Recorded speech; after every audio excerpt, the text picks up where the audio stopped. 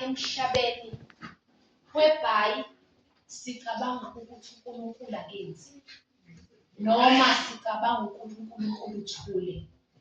But namhlanje ngifisa siphume kuloya mnyango siphethe lo uNkulunkulu wami noma lo uNkulunkulu wethu obunilelayo. Amen bazalwane. Amen. Ngicela ukufunda. Kwasekwehla ngizoqala lapha verse 5 but indaba yami iqala lapha phezulu. Kwasekwehla indodakazi kaFaro ukuyogeza emfuleni. Amantombazane ayo ahamba eceleni komfula ibona ibhokisi emhlangeni yathuma intombazanyana ukulilanda. Yalivula yabona umntwana. Bheka kwakungumfana wakhala yamhawukela yathi lona ungowabantwana bamaHebheru. Udade wabo wayesethi kuye indodakazi kaFaro ngihambe ngikubizele umzanyana kuwo amaHebheru ukuba ancelise ingane na? Indodakazi kaFaro yathi kuye hamba. Yasuka intombazanyana yabiza unina wengane. Indodakazi yaFaro yathi kuye hamba nalo mntwana umncelisele yena, ngiza kukukhokhela. Owesifazane wamthatha ke umntwana wamncelisa. Izwi lakho uNkulunkulu ekuseni noma emini selikhulumile, khuluma ngalo sikulalele uNkulunkulu wethu ongcwele in Jesus name. Amen. Amen. Uma ufunda bazalwane la ku-Exodus you find ukuthi inkosi yakhipha umyalezo ngoba ibona isizwe samaHebheru sikhula and lesi sizwe kwakuyisizwe sinamandla. So yabona inkosi ukuthi no ngathi uma sikhipha impila thina manje sesizoqoqwa. Amen. So yaqhamuka nesu ngoba kuvamisile bazalwane ukuthi even emhlabeni uma usathane sebona ukuthi wena ngathi impela usuthandaza kakhulu avela lethe isimo esizokwenza ukuthi lento yakhe iphelelwe amandla. Alright. Amen. Siyathola ke lana ukuthi kuzalwa uMose uzozalwa ngalesi sikhathi esimbi kukhishwe umyalo wokuthi akubulawa abafana. Amen. Uyatetwa ke uMose umama kaMose uyazama ke ukumfihla nomntwana ngoba umntwana nje umama uspecial ngalendlela. Amen.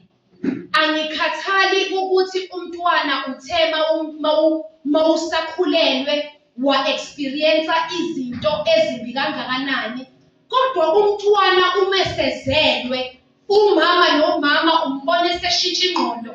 Ngisebenza lapha esibhedlela kwesinye isikhathi sike sihlale icase umama ethi angisamfuni mina lo mntwana ngicela ukumkhipha, kwesinye isikhathi ancengwe athi angimfuni ngicela uma nje eqedwa ukutetwa nivele nimthathe ama-social worker ayophisana ngaye.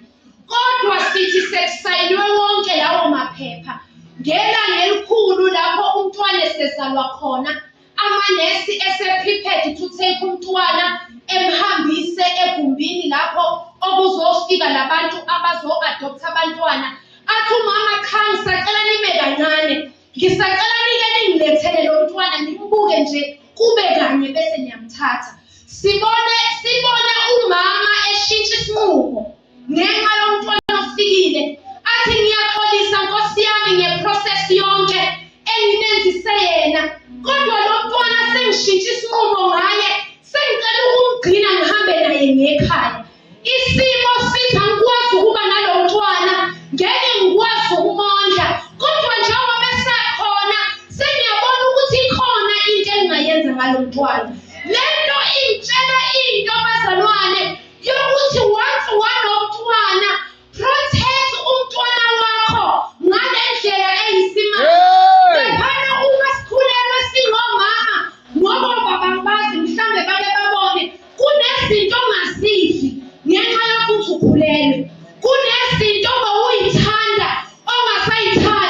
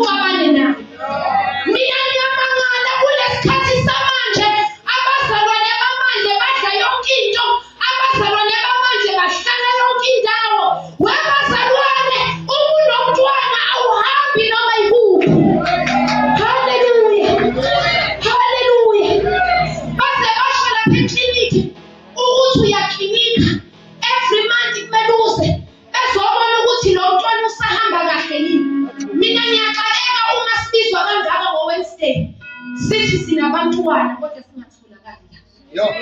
Ngoba umntwana uyafidwa. Umntwana ongafidwa esiswini uthi mayethetwa lapha emsebenzini aye kule ndawo kuthiwe yini yonethana. Laphana kuhlala abantwana abangakwazi kahle ukuphefumula, kuhlala abantwana abasafuna imishini. Yingakho impilo yakho yokukholwa iqeda kanje izinto zifaka kumntwana wakho. Haleluya. Sithola ukuthi lo mama wamthukusa umntwana wakhe, wamfihla. Kuthe ngey'nyanga zesithathu kwasho ukuthi akasafihleki. Umntwana maseqala u-3 months, omunye usuke seqala nokuxoxa iy'ndaba. Omunye mawusebenza uthi mawubuya emsebenzini umbone ejabula, umbone ehleka, ngoba useyaqonda manje ukuthi sekhona ama-relations esenginawo la emhlabeni.